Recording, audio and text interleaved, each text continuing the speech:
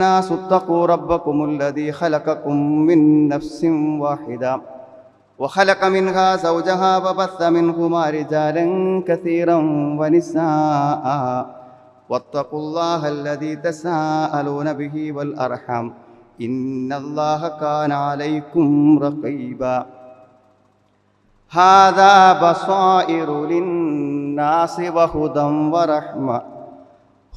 ورحمة لقوم يوقنون.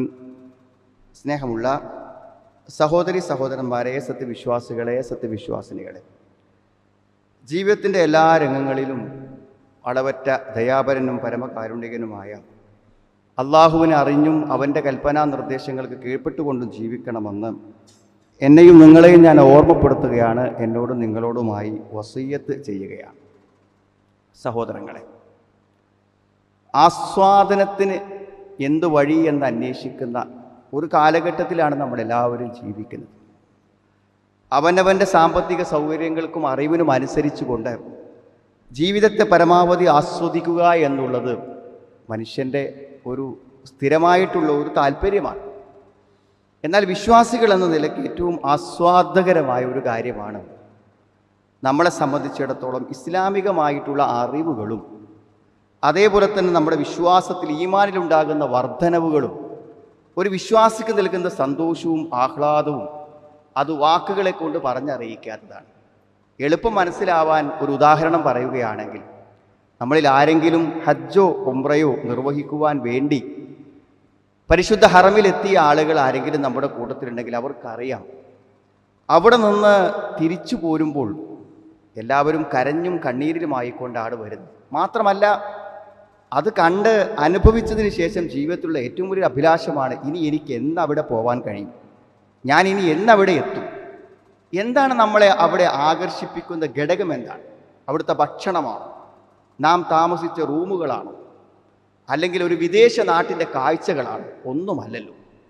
ഒരു വിശ്വാസി എന്ന നിലക്ക് നാം നിർവഹിച്ച ഒരു ആരാധനാ കർമ്മത്തിൽ നമുക്കുണ്ടായിട്ടുള്ള മാനസികമായ സന്തോഷവും ആസ്വാദനവുമാണ് വീണ്ടും നമ്മളെ അവിടേക്ക് എത്തിക്കുന്നത്. ഇതേപോലൊരു ആസ്വാദനവും അനുഭവവും സൃഷ്ടിക്കാൻ വിശുദ്ധ ഖുർആനിന് പറ്റും. പക്ഷെ നമ്മളത് മുഖവിലക്കെടുത്ത് ഖുർആനിൻ്റെ ഒരു ആസ്വാദനത്തിന് വിനിയോഗിച്ചിട്ടുണ്ടോ എന്നതാണ് അടിസ്ഥാനപരമായ ചോദ്യം. ഫബിദാലിക ഫൽയഫ്റഹു ഹുവ ഖൈറും മിമ്മാ യജ്മഊൻ. അതുകൊണ്ട് അവർ സന്തോഷിച്ചു കൊള്ളട്ടെ. ഈ ദുനിയാവിൽ അവർ സമ്പാദിക്കുന്ന എല്ലാ ഭൗതിക വിഭവങ്ങളെക്കാളും അവർക്ക് ഖൈറ്, അവർക്ക് ഉത്തമം ഈ വിശുദ്ധ ഖുർആനാകുന്നു എന്ന് പറഞ്ഞാൽ ഭൗതികമായ വിഭവങ്ങൾ നമുക്ക് തരാത്ത ആനന്ദവും ആഹ്ലാദവും വിശുദ്ധ ഖുർആൻ നമുക്ക് തരുമെന്നാണ്. എന്താണത്? വശിദ്ദത്തുർ റഗ്ബ ഫിൽ ഇൽമി വൽ ഈമാൻ തഫ്സീർക്കാണ്. അതായത് ഭയങ്കരമായ ആഗ്രഹം അറിയാൻ. ഒരാൾ മൊബൈലിൽ ഇങ്ങനെ അനന്തമായി ഇരിക്കുന്നുണ്ടെങ്കിൽ അയാൾ എന്താ ഇരിക്കാൻ കാരണം? അയാൾ ഓരോ അറിവുകൾ ഇങ്ങനെ മാറി മാറി കാണുകയാണ്, ഓരോ വാർത്തകളും അറിവുകളും വിവരങ്ങളും. അതിലുള്ള ഒരു ജിജ്ഞാസ, താല്പര്യം മണിക്കൂറുകൾ കടന്നു പോകുന്നത് അയാൾ അറിയണില്ല. കാരണം അറിവിന് അത്ര വലിയ പ്രാധാന്യമുണ്ട്. അള്ളാഹു നമുക്ക് തരുന്ന ഈ അറിവുകൾ 6000 ചില്ലാനം വചനങ്ങളുടെ 114 സൂറത്തുകളുള്ള ഈ ഒരു മഹത്തായ ഗ്രന്ഥത്തിൽ എന്തെല്ലാം അറിവുകളുണ്ട്. ആ അറിവുകൾ അറിയുന്നതിൽ ഒരു ആസ്വാദനവും സന്തോഷവും കണ്ടെത്തുക എന്നുള്ളതാണ്. അപ്പോൾ ഖുർആനുമായുള്ള ഒരു ബന്ധത്തിൻ്റെയും ഖുർആൻ്റെ വചനങ്ങളെ പഠിക്കേണ്ടതിൻ്റെയും ഒരു അനിവാര്യത ഓർമ്മപ്പെടുത്തുകയാണ്. മറ്റൊരു കാര്യം, ഒഴിവു സമയങ്ങൾ മനുഷ്യനെ സംബന്ധിച്ചിടത്തോളം വലിയൊരു വിപത്താണ്. അത് വലിയൊരു അനുഗ്രഹമാണ്. അതിനെ വെറുതെ കളയുന്നവർക്ക് അത് വലിയ അപകടവുമാണ്. അപ്പോൾ നമ്മളിങ്ങനെ മുഷിഞ്ഞിരിക്കും, ഇനി എന്താ ചെയ്യുക, അപ്പോൾ മൊബൈൽ എടുക്കും, അല്ലെങ്കിൽ വേറെ എന്തെങ്കിലും കാര്യങ്ങൾ ചെയ്യും. ഈ ഒഴിവു സമയമാണ് മനുഷ്യൻ്റെ മനസ്സമാധാനം കെടുത്തി കളയണതും അതേപോലെ തന്നെ മനുഷ്യനെ സംബന്ധിച്ചിടത്തോളം അവൻ ഏറ്റവും വലിയ പ്രശ്നങ്ങളും തെറ്റുകളും ഒക്കെ സംഭവിക്കുന്നത് ഈ ഒരു ഒഴിവു സമയത്താണ്. ഒരു പ്രശ്നമില്ലാത്ത, ഒരു പണിക്കും പോകേണ്ടതില്ലാത്ത, വെറുതെ അവനവൻ്റെ വരുമാനവും ജീവൻ നടന്നു പോകുന്ന ആൾക്കാരുണ്ടല്ലോ, അവരിങ്ങനെ ഓരോന്ന് ആലോചിച്ച് ടെൻഷൻ ഉണ്ടാക്കിക്കൊണ്ടിരിക്കുക. വേറെ പണി അവർക്കില്ല. ഇതൊന്നും വിശുദ്ധ ഖുർആനുമായി ബന്ധപ്പെടുന്ന ഒരാൾക്കുണ്ടാവില്ല. എന്താ ഒഴിവുള്ള സമയത്ത് ഖുർആൻ ഓതുക, ഖുർആൻ കാണാതെ പഠിക്കുക, ഖുർആൻ അർത്ഥം വായിക്കുക, പരിഭാഷ വായിക്കുക, അല്ലേ? ഒരു മുതിർന്ന ഒരാൾ പറഞ്ഞുണ്ട്, രാത്രി അയാളെ വീട്ടിൽ ചെന്നപ്പോൾ അയാളെ വയസ്സായ കണ്ണട, കാഴ്ചക്ക് അത്രയും കട്ടിയുള്ള കണ്ണട വെച്ച് വായിക്കുന്ന ആ ഉമ്മനെ പരിചയപ്പെടുത്തിയിട്ട് പറഞ്ഞു, ഈ അമാനി മൗലവിയുടെ ഖുർആൻ പരിഭാഷ ഒരു 100 തവണയെങ്കിലും എൻ്റെ ഉമ്മ വായിച്ചു തീർത്തിട്ടുണ്ടായിരിക്കുന്നത്. പ്രായമായി ഒന്നും ചെയ്യാൻ പറ്റാത്ത സമയത്ത് അതിങ്ങനെ വായിച്ചുകൊണ്ടിരിക്കും. അത് 100 തവണയും 200 തവണയും ഒന്നും വായിക്കും. അവരുടെ ജീവിതത്തിൽ ആ സന്തോഷമുണ്ട്. തനിക്ക് വയസ്സായിരുന്നു, പ്രായമായിരുന്നു, അസുഖമായിരുന്നു, ഒന്നും അറിയാത്ത ഒരാനന്ദം അവരനുഭവിക്കുന്നു എന്നാണ് അവരാ പറയുന്ന ചുരുക്കം. സുഹൃത്തുക്കളെ, ഖുർആനുമായി ബന്ധപ്പെടുമ്പോൾ ഈ മുഷിപ്പോ ഈ സമയനഷ്ടവും ഒന്നും നമുക്കുണ്ടാവില്ല. മാത്രമല്ല, ഖുർആനെ കുറിച്ച് പറയുമ്പോൾ ഖുർആൻ തന്നെ പറയുന്ന അത്ഭുതകരമായൊരു പ്രയോഗമുണ്ട്. ഹാദ ബസാഇറു ലിന്നാസ്. ഇത് ജനങ്ങളുടെ കണ്ണ് തുറപ്പിക്കുന്ന തെളിവാണ്. എന്താ കണ്ണ് തുറപ്പിക്കുക എന്ന് പറഞ്ഞാൽ, ഈ സൂര്യൻ ഇപ്പോൾ അസ്തമിച്ചാൽ, ഈ സൂര്യൻ ഇപ്പോൾ അണഞ്ഞു പോയാൽ നമുക്ക് എന്തെങ്കിലും കാണാൻ പറ്റും? ഒക്കെ ഇവിടെ ഉണ്ടാവും, നമുക്കൊന്നും കാണാൻ പറ്റും. എല്ലാം ഖുർആനിൻ്റെ വെളിച്ചത്തിൽ കാണണം എന്നാണ് ഖുർആൻ. എല്ലാം ഖുർആൻ്റെ വെളിച്ചത്തിൽ കാണും. നമ്മളെല്ലാം ഒന്നും കാണുന്നില്ല സുഹൃത്ത്. നമ്മൾ കാണുന്നത് യഥാർത്ഥ കാഴ്ചയാണെങ്കിൽ ഖുർആനിൻ്റെ കാഴ്ചപ്പാടിലൂടെ കാണണം. നിങ്ങളുടെ ബിസിനസ്സിനെ അങ്ങനെ കണ്ടു നോക്കി, വ്യക്തിജീവിതത്തെ അങ്ങനെ കണ്ടു നോക്കി, നമ്മുടെ കയ്യിലുള്ള പണത്തെ അങ്ങനെ, അതൊരു വേറെ കാഴ്ചയാണ്. എല്ലാറ്റിനെയും വിശുദ്ധ ഖുർആന്റെ കാഴ്ചപ്പാടിൽ കാണുക. ഹദാ ബസായിറു ലിന്നാസി വഹുദൻ വറഹ്മത്തുൻ ലിഖൗമിൻ യുഖിനൂൻ. ഇത് ജനങ്ങൾക്ക് കണ്ണ് തുറപ്പിക്കുന്ന ഒരു തെളിവാണ്. ഖദ് ജാഅകും ബസായിറു മിർ റബ്ബിക്കും. നിങ്ങളുടെ റബ്ബിൽ നിന്ന് നിങ്ങൾക്ക് ഉൾക്കാഴ്ചയുള്ള അറിവുകൾ വന്നിരിക്കുന്നു എന്നാണ് ഖുർആൻ പറഞ്ഞത്. അപ്പോൾ ഖുർആനിന് കുറേ ഉൾക്കാഴ്ചകൾ നമുക്ക് ലഭിക്കാനുണ്ട് എന്നാണ്. പക്ഷെ ഖുർആൻ എന്ത് ചെയ്യണം നിങ്ങൾ? അത് ശ്രദ്ധിച്ച് പഠിക്കണം. അഫല യതദബ്ബറൂനൽ ഖുർആൻ എന്നാണ്. ഖുർആൻ ശരിക്ക് മുഷിഞ്ഞിരുന്ന് വായിക്കണമല്ല, മനസ്സ് തട്ടി ചിന്തിച്ച് ആലോചിച്ച് പഠിക്കണം. നമ്മളെല്ലാവരും മിക്കവാറും ആളുകൾ ഇന്ന് അൽ കഹ്ഫ് സൂറത്ത് ഓതിയിട്ടുണ്ടായിരിക്കും. ഈ അൽ കഹ്ഫ് സൂറത്തിൽ 19-20 ആയത്തുകൾ അർത്ഥം അങ്ങനെയൊന്ന് പറഞ്ഞു നോക്കണം. അള്ളാഹുവിന്റെ റസൂല് മിമ്പറിൽ വെച്ചുകൊണ്ട് സഹാബത്തിന് ഖുർആൻ പഠിപ്പിച്ചു കൊടുത്തിരുന്നു. 2 ആയത്ത് നമ്മളൊരു ഉൾക്കാഴ്ചയോടുകൂടെ ആയത്തിൻ്റെ അർത്ഥം കാണുമ്പോൾ നമുക്ക് മനസ്സിലാവും, നമ്മൾ വിചാരിച്ചതല്ല ഖുർആൻ, നമ്മളാരും വിചാരിച്ചതല്ല ഖുർആൻ. എൻ്റെ ജീവിതത്തിലെ ഏറ്റവും വലിയ നഷ്ടം ഞാൻ ആ 2 ചട്ടകൾക്കുള്ളിൽ നിന്ന് അറിവ് നേടാത്തതാണെന്ന് ഒരുപക്ഷെ ഒരു കുറ്റബോധത്തോടുകൂടെ നമ്മുടെ മനസ്സാക്ഷി പറഞ്ഞു. അസ്ഹാബുൽ കഹ്ഫിനെ കുറിച്ചല്ലേ സൂറത്തുൽ കഹ്ഫ് പറയണത് സുഹൃത്തുക്കളെ? ഒന്നുമില്ല, കുറച്ച് ചെറുപ്പക്കാർ അവർ യഥാർത്ഥ തൗഹീദ് ഉൾക്കൊണ്ടപ്പോൾ നാട്ടിലെ രാജാവടക്കം അവരെ ശിർക്കിന് വേണ്ടി നിർബന്ധിക്കണം. അപ്പോൾ അവരെന്ത് ചെയ്തു? ഒന്നില്ലെങ്കിൽ ജീവൻ അവിടുന്ന് അവരുടെ മതത്തിലേക്ക് മടങ്ങണം, അല്ലെങ്കിൽ ജീവൻ നഷ്ടപ്പെടണം. അപ്പോൾ അവർക്ക് തോന്നിയതാണ്, അള്ളാഹുവിനെ പ്രാർത്ഥിച്ചപ്പോൾ അവരൊരു ഗുഹയിൽ പോയി അഭയം തേടി. ആ ഗുഹയിൽ പോയി അഭയം തേടി അവിടെ ഏകദേശം അവർ 300 ചില്ലാനം വർഷം അവിടെ താമസിച്ചു. 300 ചില്ലാനം വർഷം അള്ളാഹു അവരെ ഉറക്കി. ഒരു നായ അവർക്ക് കാവലുണ്ട്. നായ ഇങ്ങനെ കാവലിരിക്കണ പോലെ തന്നെയാണ് ഇരിക്കണത്. അപ്പോൾ ഏതെങ്കിലും വേട്ടക്കാരായിരിക്കും ഗുഹക്കുള്ളിൽ എന്ന് ആ 300 നൂറ്റാണ്ട് കാലം ആൾക്കാർ വിചാരിച്ചു. അവസാനം എന്ത് ചെയ്യാണ്? അവരെ അള്ളാഹു ഉണർത്തുകയാണ്. അങ്ങനെ അവർ ഉണർന്നിട്ടില്ലായിരുന്നുവെങ്കിൽ അവർ ലോകത്തിനൊരു അത്ഭുതമാകുമായിരുന്നില്ല. അവരങ്ങനെ ഉണർന്നില്ലായിരിക്കും, അങ്ങനെയാണ് മരിച്ചു പോയായിരിക്കും. നമ്മളതിനെക്കുറിച്ച് ഒന്നും പഠിക്കുകയും ചിന്തിക്കുകയും ചെയ്യും. അപ്പോൾ അവരെ ഉണർത്തിയത് എന്തിനാണ്? ആ വിഷയത്തെക്കുറിച്ച് പഠിക്കാനും ചിന്തിക്കാനും. എന്താ സുഹൃത്തുക്കൾ അതിലുള്ള പാഠം? 300 കൊല്ലം ആ ബോഡിക്കൊരു കേടും പറ്റാതെ കണ്ണിന് കേട് പറ്റാതിരിക്കാൻ കണ്ണ് തുറന്ന് ഭൂമിയിലൊരു ശരീരം ഇങ്ങനെ കടന്നാൽ അത് ദ്രവിച്ചു പോകും. ദ്രവിച്ചു പോകാതിരിക്കാൻ അതിനെ ലുക്കല്ലിബു ദാത്തല്ലമിനിവ ദാത്തശിമാൽ ഇടത്തോട്ടും വലത്തോട്ടും മറിച്ചിട്ട് എന്ത് ചെയ്തു? മാത്രമല്ല, സൂര്യൻ ഉദിച്ചാലും അസ്തമിച്ചാലും ഗുഹയിലേക്ക് വെളിച്ചം വരില്ല. സൂര്യൻ്റെ പ്രകാശം ഉദിച്ചാലും അസ്തമിച്ചാലും വരില്ല. 2 സമയത്തും ആ ഗുഹയിൽ നിന്ന് മാറിപ്പോകും. അങ്ങനത്തെ അവസ്ഥയിൽ അള്ളാഹു അവരെ പൂർണ്ണമായ സംരക്ഷണം കൊടുത്തു വളർന്നു. എന്നിട്ട് അവരെ എഴുന്നേൽപ്പിച്ചതിനെ കുറിച്ചാണ് ഈ 2 ആയത്തിൽ പറയുന്നത്. വകദാലിക ബഅത്നാഹും ലിയതസ. എന്തിനാ എഴുന്നേൽപ്പിച്ച് കഴിയുമ്പോൾ അവിടെ ഒരു ചർച്ച വരും, ഒരു ചിന്ത വരും. എന്താ? 3 നൂറ്റാണ്ട് മുമ്പ് ഉണ്ടായിരുന്ന ആൾക്കാർ പിന്നെ എഴുന്നേറ്റ് വരുമ്പോൾ അതൊരു അത്ഭുതം തന്നെയല്ലേ? നാടും വീടും മുഴുവൻ മാറി, ചുറ്റുപാടുകൾ മാറി. ഒരു കാലത്ത് അവരെ കൊല്ലാനും ആട്ടിയോടിക്കാനും എന്നിരുന്ന തലമുറകളൊക്കെ മരിച്ചുപോയി. ഇന്ന് അത്ഭുതം കൊണ്ട് അവരുള്ള സ്ഥലത്തൊരു പള്ളി ഉണ്ടാക്കിയാലോ എന്ന് ചിന്തിക്കുമാർ അവരെ ആദരിക്കത്തക്ക വിധത്തിൽ ആളുകൾ ആസ്തികൾ മാറിയിട്ടുണ്ട്. അങ്ങനെ അവർ എഴുന്നേറ്റ് വന്നപ്പോൾ കാലക്കായിലും മിൻകും ലഭിച്ചു. ഈ 300 കൊല്ലം ഇറങ്ങി നമ്മളിഞ്ഞി ഒരു 10,000 കൊല്ലം മരിച്ച് ഖബർ കടന്നാൽ എഴുന്നേറ്റ് വരുമ്പോൾ നമുക്ക് ഒരു ദിവസം, അല്ലെങ്കിൽ ഒരു ദിവസത്തിൻ്റെ ചെറിയൊരു ഭാഗമാണ് ലം യൽബസു ഇല്ല അശിയ്യത്തൻ ഔ ദുഹാ. ശരിക്ക് മരിച്ചു കിടക്കുന്നതും മരിച്ചതിന് ശേഷം ഉയർത്തെഴുന്നേറ്റ് വരുന്നതും ശരിക്കും താരതമ്യം ചെയ്ത് പഠിക്കാൻ പറ്റുന്നൊരു ഉറക്കമാണ് അസ്ഹാബുൽ കഹ്ഫ് ശരിക്കും ഉറങ്ങിയിട്ടുള്ളത്. അങ്ങനെ അവർ പറഞ്ഞു, ലഭിച്ച യോമനൗപാതയും, ഒരു ദിവസം അല്ലെങ്കിൽ ഒരു ദിവസത്തിൻ്റെ കുറഞ്ഞ ഭാഗങ്ങൾ മാത്രമേ ഉറങ്ങിയിട്ടുള്ളൂ എന്നാണ്. അങ്ങനെ അവസാനം പുറത്തറിയണം എങ്ങനെയാണ് അവർ അവസാനം ഫബാസു അഹദക്കും വിവരിക്കും ഹാദിഹിലിൽ മദീന, അവരെ കൈ വിഷ്ണു ഓർന്നപ്പോൾ അപ്പോൾ അവരെ കയ്യിലുണ്ടായിരുന്ന നാണയം കൊടുത്തയച്ചിട്ട് അവരെന്ത് ചെയ്യാണ്, ഭക്ഷണം വാങ്ങാൻ പോവുക. ആ നാണയം ഏതാണെന്നറിയോ? 300 കൊല്ലം മുമ്പുള്ള നാണയമാണ്. ഇന്ന് ആ നാണയത്തിന് അവിടെ വിലയില്ല. അതുമായിട്ടാണ് അങ്ങാടിയിലേക്ക് പോകുന്നത്. പോണ സമയത്ത് വളരെ ജാഗ്രതയോടെ പോകണമെന്ന് ഉപദേശിക്കുകയും ചെയ്യുന്നു. അഥവാ അവരെ മനസ്സിൽ അപ്പോഴും എന്താ അറിയോ, അവർ നേരെ ഗുഹയിൽ വന്ന് കിടന്ന് ഒരു ദിവസം കഴിഞ്ഞ് എഴുന്നേറ്റ പോലെയാണ് അവർക്ക് തോന്നുന്നത്. അപ്പോൾ അവരെ മനസ്സിലെ പേടി എന്താ വെച്ചാൽ, അവരെന്തിനാ ഗുഹയിൽ വന്ന് കിടന്നത്? ആ രാജാവും അവിടുത്തെ ആളുകളും അവരെ ഉപദ്രവിക്കുമെന്ന് വിചാരിച്ചിട്ടാണ് വന്ന് കിടന്നത്. അപ്പോൾ ഇപ്പോൾ അവരെ മനസ്സിലെന്താ, ഇനി പോണെന്ന് കഴിഞ്ഞാൽ അവരെന്ത് ചെയ്യാണ്, വീണ്ടും അവരാക്രമിക്കുമല്ലോ എന്നാണ്. അതായത് ആ 300 കൊല്ലത്തെ അവസ്ഥയെ അവർക്ക് ഇന്നലത്തെ പോലെയാണ് തോന്നുന്നത്. അങ്ങനെ അവർ വളരെ രഹസ്യമായി സ്വകാര്യമായിട്ടാണ് ഭക്ഷണം വാങ്ങാൻ വേണ്ടി പോകുന്നത്. അങ്ങനെ കണ്ടു കഴിഞ്ഞാൽ നിങ്ങളുടെ അവരുടെ മതത്തിലേക്ക് മടക്കിക്കൊണ്ടുപോകും. അങ്ങനെ മടങ്ങിപ്പോവുകയാണെങ്കിൽ നിങ്ങൾക്ക് പിന്നെ വലം തുഫ്ലിഹു ഇദൻ അബദ, നിങ്ങൾ ഒരിക്കലും വിജയിക്കുകയില്ല എന്നാണ് ഇമാം നാസിർ സായിദ് റഹ്മത്തുള്ളാഹി 7 കാര്യങ്ങൾ ഈ ആയത്തിനെ മുന്നിൽ വെച്ച് ചിന്തിച്ച് പറയുന്നു. അതിൽ ഒന്നാമത്തെ കാര്യം എന്താണ്? ഒന്നാമത്തത് അറിവും അന്വേഷണവും. അസ്ഹാബുൽ കഹ്ഫിനെ പറ്റി ഒരു ചർച്ച ലോകാവസാനം വരെ നടക്കട്ടെ എന്നുള്ള തീരുമാനിച്ചാൽ നമ്മളാരെങ്കിലും ചർച്ച ചെയ്തോ എന്നറിയാം. അങ്ങനൊരു ചർച്ചയും ചിന്തയും ഉണ്ടാവാനാണ് വകദാലിക ബഅത്നാഹും, നാം അവരെ ഉണർത്തിയത്.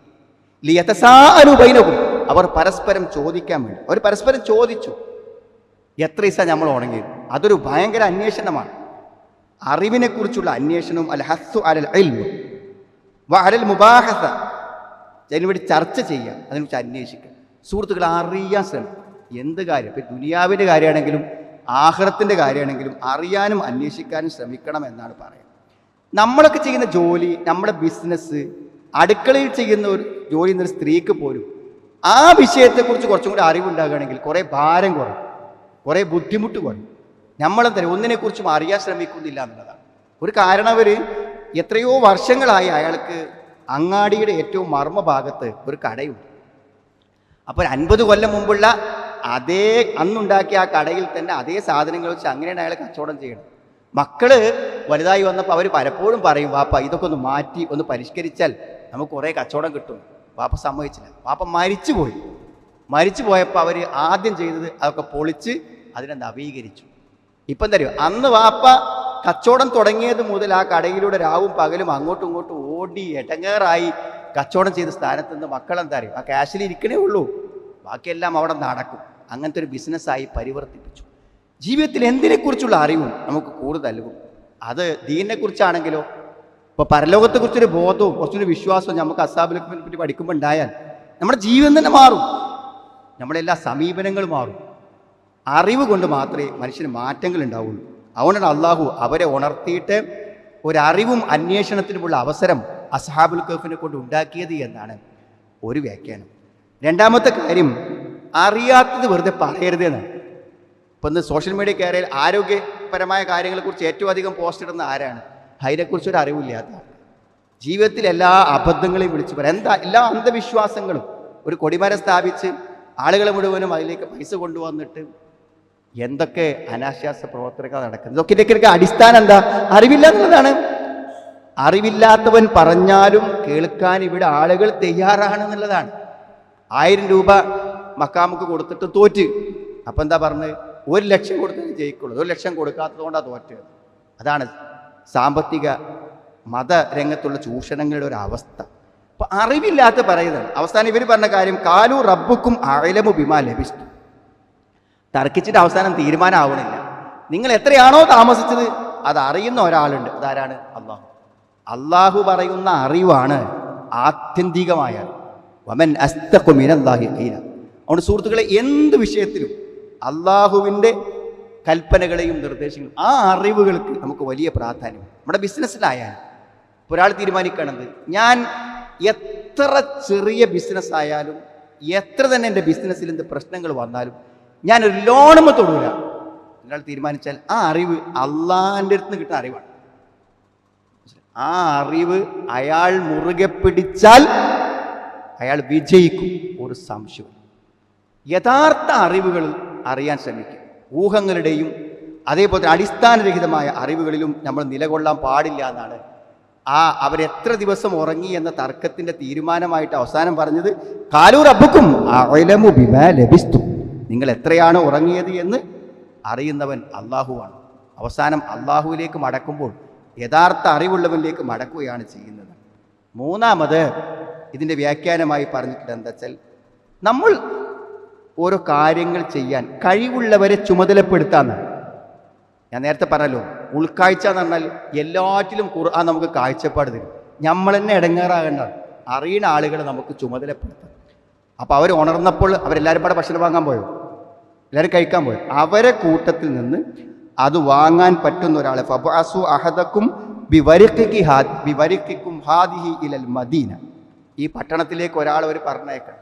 അപ്പോൾ എന്ത് കാര്യങ്ങൾക്കും ഒരാളെ വക്കാലത്തേൽപ്പിക്കാം എന്നതിന് തെളിവായി പണ്ഡിതന്മാർ പറഞ്ഞു. നമ്മുടെ ബിസിനസ് വെറുതെ ടെൻഷൻ അടിക്കേണ്ട സുഹൃത്തുക്കളെ, കഴിവുള്ള ഒരാൾക്ക് ശമ്പളം കൊടുത്ത് അവരെ നിശ്ചയിച്ചാൽ മതി. പക്ഷെ ആരെ നമ്മൾ എന്ത് ഏൽപ്പിക്കുമ്പോഴും അയാൾക്ക് ഉണ്ടാവേണ്ട 2 ഗുണമുണ്ട്. എന്താ 2 ഗുണം എന്ന് പറഞ്ഞാൽ, ഒന്ന് അത് ചെയ്യാനുള്ള കഴിവ് വേണം. വർത്താനം പോലെ അയാൾക്ക് അതിനുള്ള കഴിവ് വേണം, കുവ്വത്ത് വേണം. രണ്ടാമത്തത് അമാനത്ത് വേണം. അതുകൊണ്ടാണ് ആ പെൺകുട്ടികൾക്ക്, ആടുകൾക്ക് വെള്ളം കോരിക്കൊടുത്ത മൂസാ നബി അലൈഹി ഇസ്ലാമിനെ ആ പെൺകുട്ടികൾ വാപ്പാക്ക് പരിചയപ്പെടുത്തി കൊടുക്കും, മൂസാ നബിനെ. അപ്പം അവർ പറഞ്ഞ വാക്കെന്താണ്? കാലത്ത് ഇഹ്ദാഹുമായ അബസ്തിസ്തജ്റുഹു ഇന്ന ഖൈറ മനിസ്തഅ്ജർതൽ ഖവിയ്യുൽ അമീൻ. വാപ്പ അയാളങ്ങൾ ഇവിടെ നിർത്തിക്കും, അയാളെ പറ്റും. എന്താക്കിയ യോഗ്യത? കവിയാണ്. മൂസാ നബി ഭയങ്കര ശക്തനായിരുന്നു, അമീനാണെന്ന്, വിശ്വസ്തനാണ്. എങ്ങനെ വിശ്വസ്തനായത്? ആ പെണ്ണുങ്ങളെ അവിടെ വെച്ച് കണ്ടപ്പോഴും അദ്ദേഹത്തിൻ്റെ അമാനത്ത് അദ്ദേഹം കൈവിട്ടിട്ടില്ല. നമ്മൾ ആളുകളെ ഏൽപ്പിച്ചിട്ടൊക്കെ നമുക്ക് നഷ്ടം വരാൻ കാരണം അവർക്കത് ചെയ്യാനുള്ള പ്രാപ്തി ഇല്ലാതിരിക്കുന്നു, അല്ലെങ്കിൽ അയാൾക്ക് അമാനം. ഒരാൾക്ക് അമാനത്തിൻ്റെ കുവ്വത്തില്ലെങ്കിലോ പറ്റൂല, ശക്തിയുണ്ട് വിശ്വസ്തനല്ലെങ്കിലോ അതും പറ്റൂല. ഈ യോഗ്യതകളുള്ള ആളുകളെ കാര്യങ്ങൾ ഏൽപ്പിക്കുമ്പോൾ നമുക്ക് എന്ത് ചെയ്യും? നമ്മുടെ അധ്വാനം കുറേവന് ഉപകാരം കിട്ടുന്ന.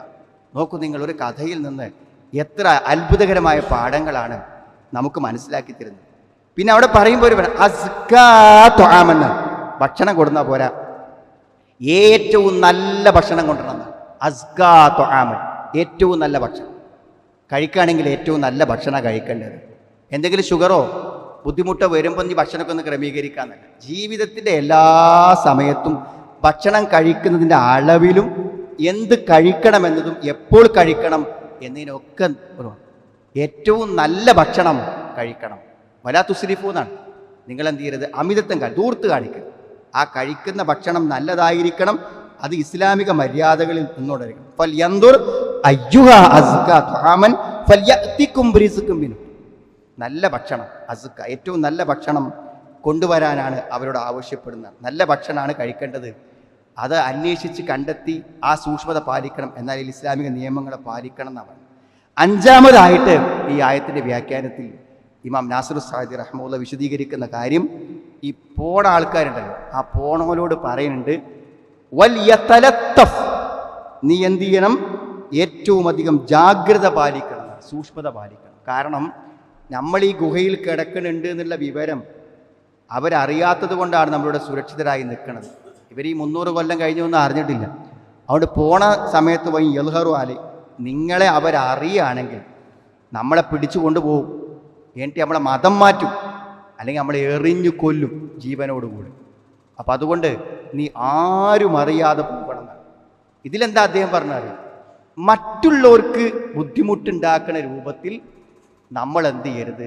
നമ്മൾ സൂക്ഷിക്കണം. ഫിത്തിന, ഒരു കുഴപ്പമുണ്ടാകുന്ന സമയത്ത് നമ്മൾ അതിൽ എണ്ണ ഒഴിക്കാൻ പാടില്ല. നമ്മൾ ഈ സുഹൃത്തുക്കൾ പല പോസ്റ്ററുകളും ഈ പല കാര്യങ്ങളും സമുദായത്തിൻ്റെ പേരിൽ ഇടുമ്പോൾ അതിൻ്റെയൊക്കെ ഉത്തരവാദിത്തം മൊത്തം നമ്മൾ ഏൽക്കേണ്ടി വരും. അപക്വമായിട്ടുള്ള കമൻറ്റുകൾ, പ്രസ്താവനകൾ, അതിനൊക്കെ എത്ര സൂക്ഷ്മത പാലിക്കണം. കൂടെയുള്ള ആളുകൾക്ക് അപകടം വരാതിരിക്കാൻ നിങ്ങൾ ഭക്ഷണം വാങ്ങാൻ പോകുമ്പോൾ വലിയ തലത്തഫ്, നല്ല ജാഗ്രത പാലിക്കണം. വലാ യുഷ്ഇറന്ന ബിക്കും അഹദ, വലാ യുഷ്ഇറന്ന ബിക്കും അഹദ, നിങ്ങളെക്കുറിച്ച് ആർക്കും വിവരം കൊടുക്കരുത്. നമ്മളിതിൻ്റെ ഉള്ളിലുണ്ട് എന്നുള്ള വിവരം ആരും അറിയാതെ നിങ്ങൾ ഭക്ഷണം വാങ്ങി വരണമെന്നാണ് അറിയിക്കുന്നത്. നമ്മളുടെ കൂടെയുള്ള ആളുകളെ ജീവൻ അപകടപ്പെടുത്തുന്ന കാര്യങ്ങളിൽ ജാഗ്രത കാണിക്കണം എന്നാണ്. അൽ ഹസ്സു അല തഹറുസ്, സൂക്ഷ്മത, ജാഗ്രത പാലിക്കാൻ. വൽ ഇസ്തിഗ്ഫാർ, രഹസ്യമാക്കി വെക്കുക, സ്വകാര്യമാക്കി വെക്കുക. വൽ ബുഅദു അൻ മവാഖിഇൽ ഫിതൻ, കുഴപ്പങ്ങൾ ഉണ്ടാക്കുന്ന ഭാഗങ്ങളിൽ നിന്ന് മാറി നിൽക്കാനാണ്. മറ്റൊന്ന്, ആറാമത്തെ കാര്യമായി പറഞ്ഞത് ഈ യുവാക്കൾക്ക് ദീനിനോടുള്ള പ്രതിബദ്ധത. നോക്ക്, നിങ്ങൾ നല്ല ചെറുപ്പക്കാർ, അവർ ജീവിതത്തിൻ്റെ എല്ലാ സൗകര്യങ്ങളും മാറ്റിവെച്ച് ഈ ഗുഹയിൽ ഹിജറ വന്ന് കിടക്കുകയാണ്, ജീവനെ പേടിച്ചിട്ട്. ആലോചിക്കണം, ദീന് സത്യം മനസ്സിലാക്കി കഴിഞ്ഞാൽ നമ്മുടെ വീട്ടുകാരും നാട്ടുകാരും മുഴുവൻ നമുക്ക് എതിര് നിന്നാലും നമ്മുടെ ആദർശത്തിൽ വിട്ടുവീഴ്ച ചെയ്യാൻ പാടില്ല എന്നുള്ള ഒരു പാഠം. അപ്പോൾ ചില നഷ്ടമൊക്കെ ഉണ്ടാവും. അപ്പം എന്നാൽ വിട്ടുവീഴ്ച ചെയ്യാമെന്ന് വിചാരിച്ചാലോ, ലോകത്ത് വന്ന പ്രവാചകന്മാരും പൂർവികന്മാരും ഒക്കെ നമുക്ക് പഠിച്ചൊരു പാഠം, എത്ര പരീക്ഷണം ജീവനോട് കൂടെ പച്ചയായി തീയിലേക്ക് പിടിച്ചിട്ടിട്ടും തലക്ക് മുകളിൽ വാള് വെച്ച് ഈർന്ന് പൊളിച്ചിട്ടും അവർ ഉൾക്കൊണ്ട സത്യത്തിന് അവർ പുറകോട്ട് പോയിട്ട്. നമ്മളൊക്കെ നിസ്സാര കാര്യത്തിനാണ് ദീൻ്റെ കാര്യങ്ങൾ പലപ്പോഴും വിട്ടുവീഴ്ച ചെയ്യുന്നത്. വലൻ തുഫ്ലിഹു ഇദൻ അബദ. ഏഴാമത്തെ അതാണ്, അങ്ങനെ നിങ്ങൾ ചെയ്താൽ നിങ്ങൾ വിജയിക്കൂല. ദീനിൻ്റെ കാര്യത്തിൽ അള്ളാഹുവിൻ്റെ കൽപ്പനകൾക്ക് മുൻഗണന കൊടുത്ത് പിടിച്ചു നിൽക്കണം എന്ന വലിയൊരു നിർദ്ദേശം കൂടെ പറയും. നോക്കൂ, നിങ്ങൾ വളരെ ചുരുങ്ങിയ 2 ആയത്തുകളിൽ നിന്ന് എന്തെല്ലാം വ്യക്തിപരമായും സാമൂഹ്യപരമായും എന്തെല്ലാം പാഠങ്ങളാണ് ഉൾക്കൊള്ളുന്നത്. സുഹൃത്തുക്കൾ, ഒരൊറ്റ പ്രാവശ്യം സൂറത്തുൽ ഫാത്തിഹ മുതൽ സൂറത്തുൽ നാസ് വരെ, ഇതിപ്പോൾ ഈ നാസിർ സായിദിൻ്റെ തഫ്സീർ എന്നൊക്കെ പറഞ്ഞാൽ അറബിയിലാണ്, ഇംഗ്ലീഷിൽ അതിന് ട്രാൻസ്ലേഷൻ ഉണ്ട്, മലയാളത്തിലേക്ക് ട്രാൻസ്ലേഷൻ ആയി വരുന്നു.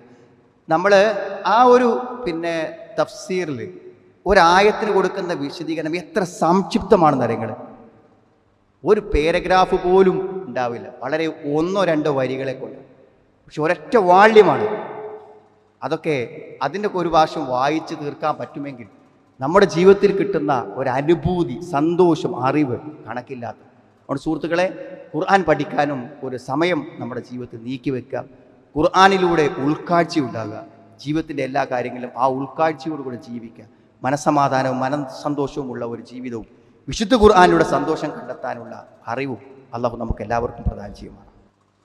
അൽഹംദുലില്ലാഹ് ഹംദൻ കസീറൻ ത്വയ്യിബൻ മുബാറകൻ ഫീഹി വസല്ലല്ലാഹു അലാ മുഹമ്മദിൻ വഅലാ ആലിഹി വസഹബിഹി അജ്മഈൻ അമ്മാ ബഅദ്. ഒരിക്കൽ കൂടെ അള്ളാഹുവിനെ സൂക്ഷിച്ച് ജീവിക്കണമെന്ന് എന്നെയും നിങ്ങളെയും ഞാൻ ഓർമ്മപ്പെടുത്താറുണ്ട്. സഹോദരങ്ങളെ, ഈ ഖുർആൻ പഠനം എന്ന് പറയുമ്പോൾ നമുക്കതിനുള്ള അവസരങ്ങൾ, ഒന്നിപ്പോൾ ജുമായിൽ എന്തായാലും നിർബന്ധമാണ് ഖത്തീബിന് ഒരായത്തോതൽ.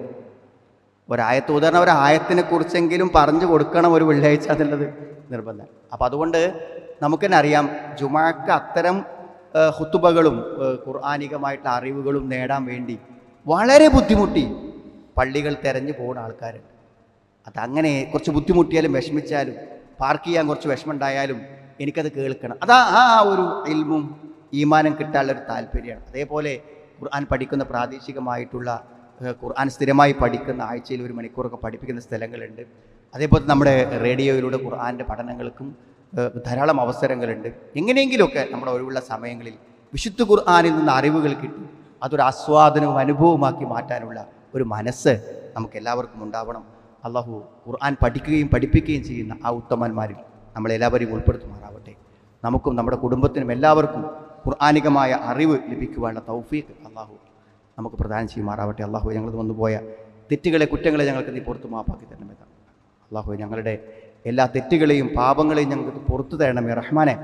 അള്ളാഹുവെ, ഇഹലോകത്തും പരലോകത്തും സമാധാനവും സന്തോഷമുള്ളൊരു ജീവിതത്തെ ഞങ്ങൾക്ക് പ്രദാനം ചെയ്യണമേ റഹ്മാൻ. നമ്മുടെ പ്രാർത്ഥനകൾക്ക് വസിയത്ത് ചെയ്ത എല്ലാവരുടെയും പ്രയാസങ്ങളെയും ബുദ്ധിമുട്ടുകളെയും നീക്കി കൊടുക്കണം റഹ്മാനെ.